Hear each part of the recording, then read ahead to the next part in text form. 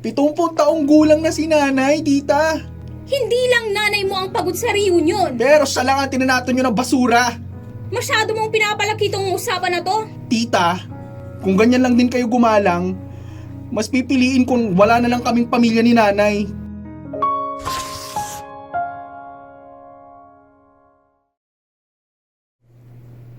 Tita!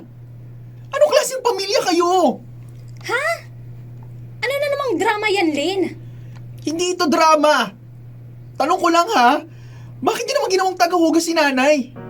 Bakit habang kayo nagpapakasaya, siya walang upuan, walang pinggan, walang kahit anong respeto man ang natanggap mula sa inyong lahat? Aba, grabe ka naman, Lynn.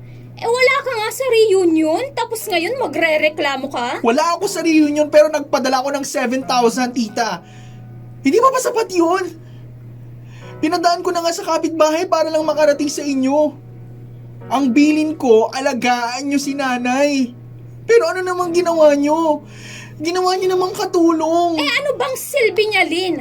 Hindi naman siya parte ng programa. Oo, tumulong siya sa kusina. Yun lang.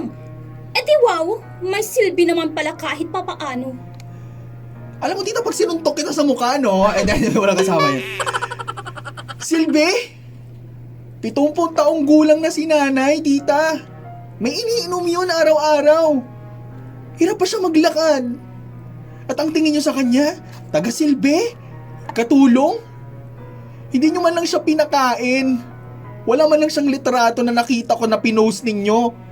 Wala siyang nakuha, kahit konting respeto, nakakainis. Aba, wag mo akong sigawan. Hindi lang nanay mo ang pagod sa reunion. Pero siya lang ang tinanato nyo ng basura. Ang ina na dahilan kung bakit ako nagsusumikap. Ang taong inaambagan ko para mapasaya kayo. Kayo, tinanato nyo na parang ibang tao. Grabe ka talaga, Lynn. Reunion lang to. Hindi naman namin sinadyang... Hindi nyo sinadyang ano? Hindi nyo sinadya na yurakan yung nanay ko. Wala akong pakialam sa lechon, sa stage, sa kantahan nyo, wala akong pakialam. Pero yung taong pinakakarapat dapat na igalang, wala, hindi nyo ginalang.